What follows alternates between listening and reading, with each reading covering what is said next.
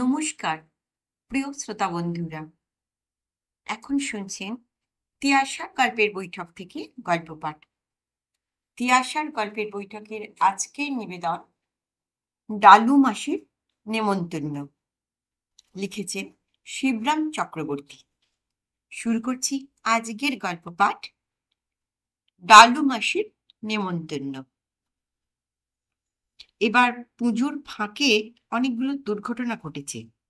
রুশের Sputnik থেকে কলকাতার বাড়ি ধসে পড়া, বোম্বে আর ডানকুনির ট্রেন কোয়ালিশন থেকে লাইকার শহীদ হওয়া,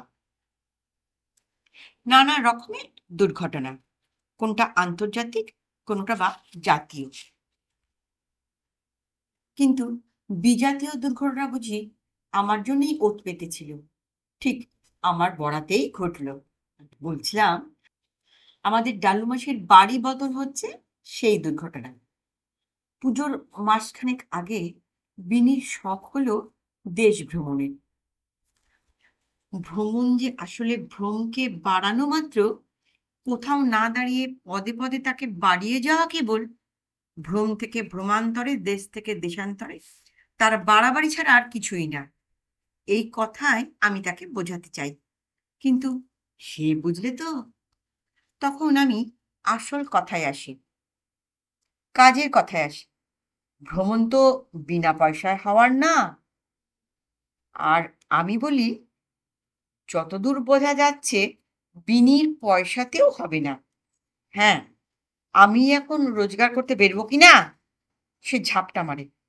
ওইটাই শুধু বাকি আছে আমার, দাদা। কিন্তু দিদি, ভ্রমণ তো চারটিখানি কথা নয়, অত পয়সাই বা আমার কোথায়। আমি কাতরাই।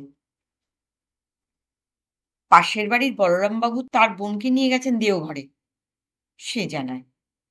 দেওঘরে তাদের পিসির বাড়ি কি না? ও, পিসির ওখানে। সেরকম যেতে আর কি, বিদেশে বাড়ি ভাড়া লাগবে না, খাওয়ার খরচ লাগবে না, কেবল কোনো রকমে গাড়ি ভাড়াটা জুটিয়ে বেরিয়ে পড়লেই হলো। তারপর সারা মাস পিসির ঘাড়ে বসিয়ে মজা করে খাও, হ্যাঁ, আরাম করো।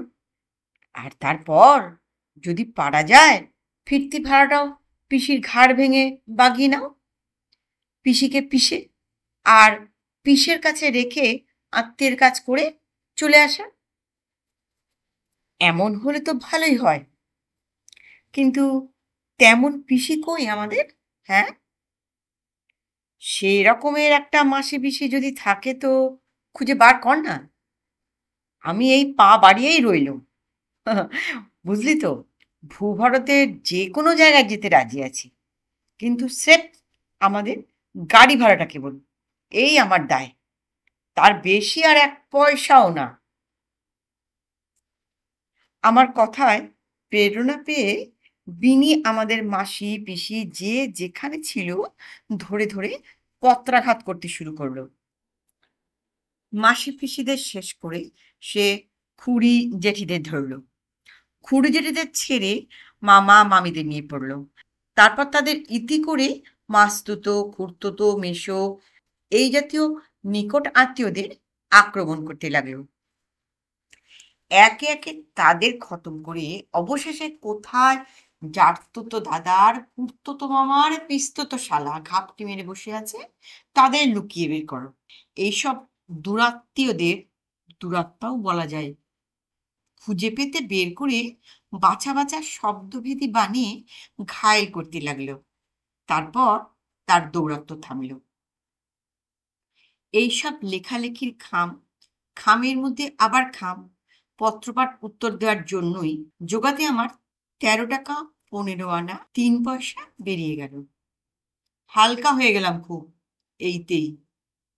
কিন্তু এইভাবে না এগোলে নাকি চলে না, এসব খরচা তো রয়েইছে। গোলাগুলির যোগান ছাড়া কি যুদ্ধ চলে? তাছাড়া আত্মীয়দের সঙ্গে সংগ্রাম চারটিখানি তো কথা না, কুরুক্ষেত্রেই তার প্রমাণ। কিন্তু বলরামবাবুর মতো আত্মীয় ভাগ্য কি আমার আছে? হ্যাঁ, আমার বরাত ঠিক তার উল্টো। এক কথায় রাম বলো। একে একে চিঠির জবাব আসতে লাগলো। বুমেরাঙের ন্যায় ফিরতে লাগলো পরম্পরায়, তেমনি মারাত্মক হয়ে। বেশিরভাগ জবাবের মোদ্দা কথা, আত্মীয়দের কেউই এখন সপরিবারে শারীরিক কুশলে নেই। সকলেই নানা অসুখ বিসুখে কাহিল। কেউ জ্বরে জর্জরিত, কারো অসময়ে হাম, কোথাও বা হামেশাই আমাশায়, কোথাও আবার অকাল বসন্ত, কোনোখানে একেবারে কলেরা। তাছাড়া ম্যালেরিয়া, টাইফয়েড, প্যারাটাইফয়েড এসব তো লেগেই আছে। প্রত্যেক বাড়িতেই বাড়াবাড়ি। অসুখের তো আর সময় অসময় নেই। এদিকে কারোর উপর কালাজ্বরের পক্ষপাত, তো কোথাও একেবারে পক্ষপাত। খুব ক্রাইসিসের ভেতর দিয়েই আমার আত্মীয়রা সব কাল কাটাচ্ছেন।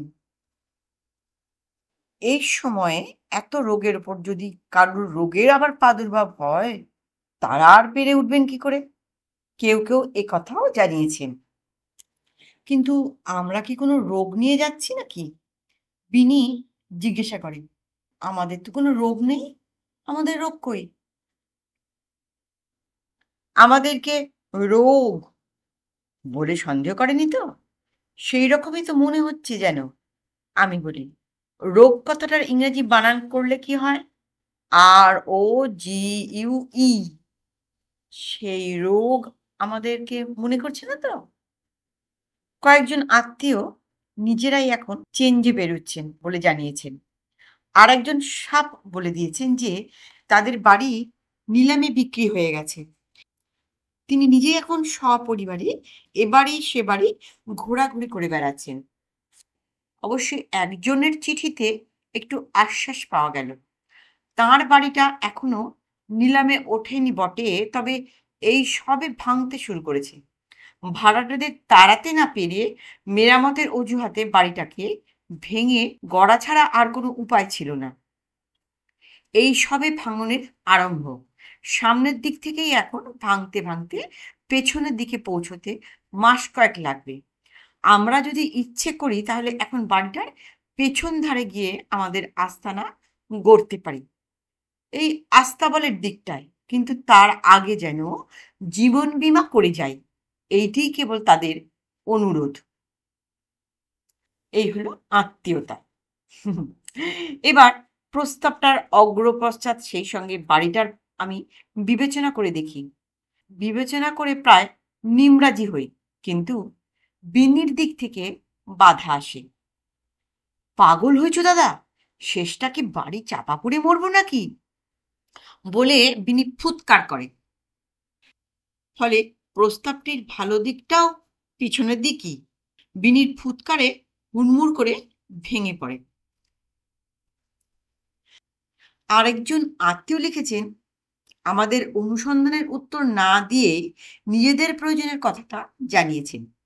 লিখেছেন, অনেক দিন থেকেই তাঁর কলকাতায় আসার ইচ্ছে, কিন্তু শহরের গৃহ সমস্যার দরুন সেটা ঘটে ওঠেনি।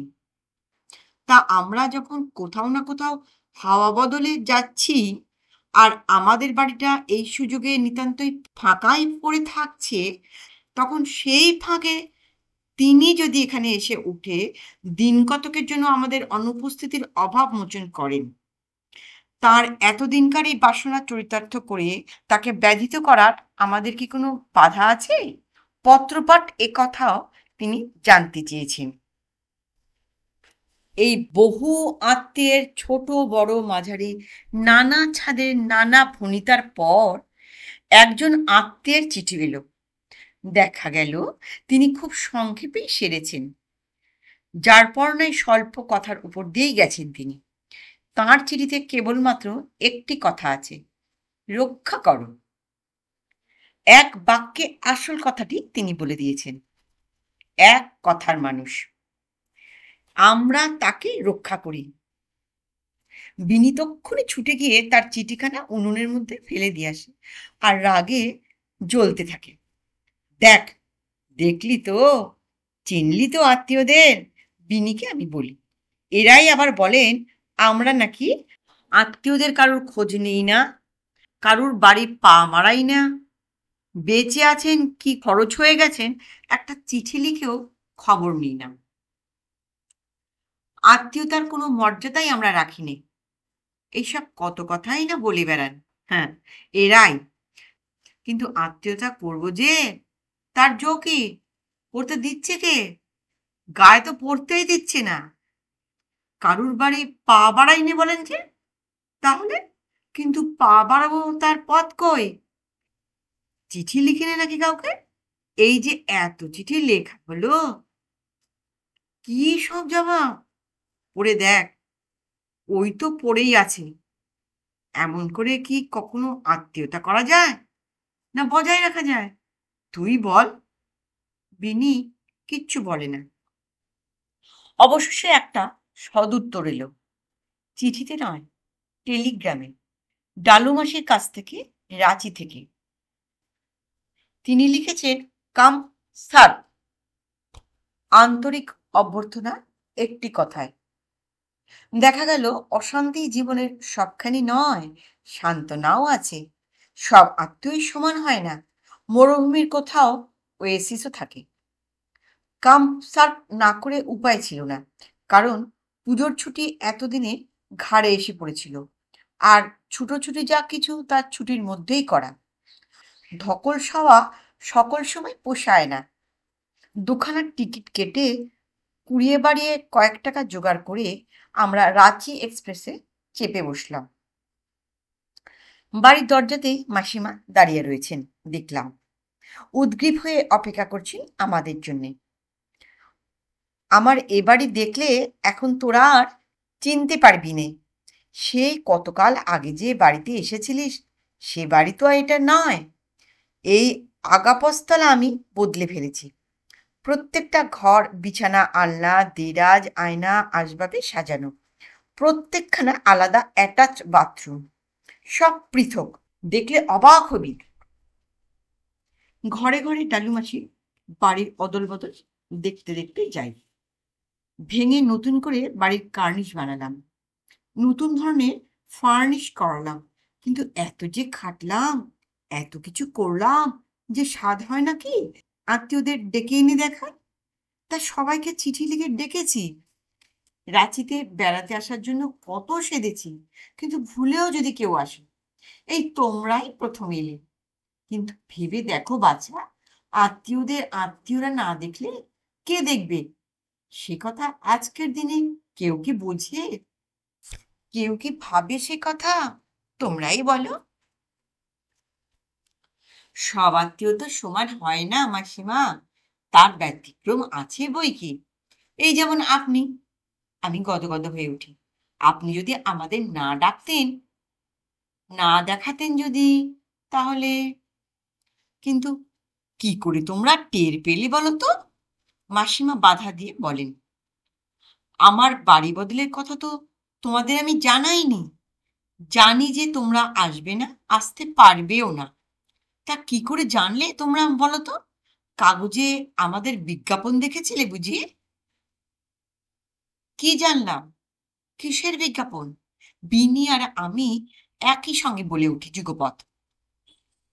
আমরা যে বাড়িটাকে বোর্ডিং হাউস করেছি, তার খবর তোমরা পেলে কি করে?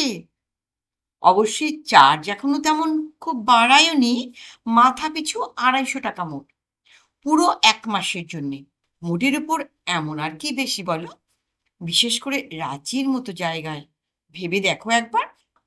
তবে তোমরা আপনা আপনির ভেতর তো, কত আর দেবে? 200 করে দিও।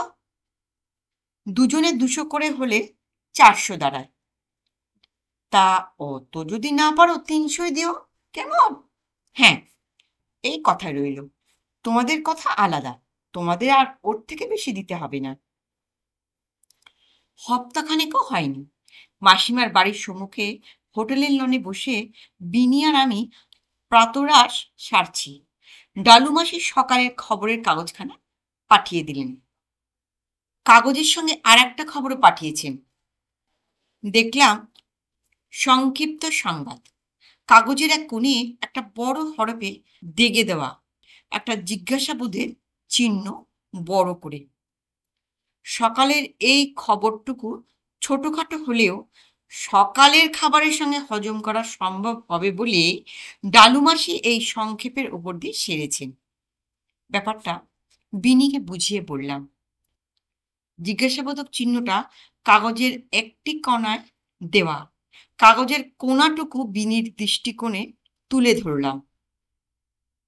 এর মানে কি বুঝেছিস বিনি?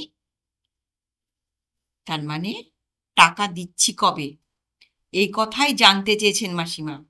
রাঁচিতে এসে কি ফ্যাসাদে পড়া গেল বলতো?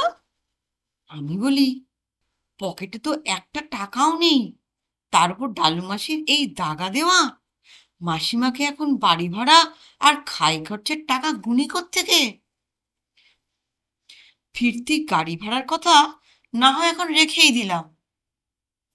বলতে না বলতেই একটা স্লিপ এসে হাজির। বেয়ারার হাতে মাসিমা একটা চিরকুট পাঠিয়েছেন।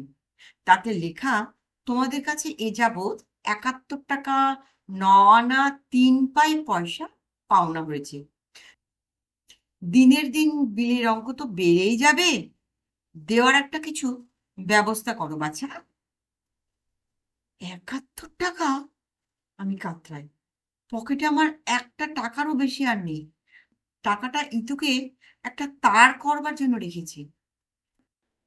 সে যদি তার হাত খরচার টাকা থেকে কিছু পাঠায় তো কলকাতার টিকিট কাটবে, বুঝেছিস তো বিনি? মাসিমাকে না জানিয়ে। নমস্কার। গল্পটা কেমন শুনলেন?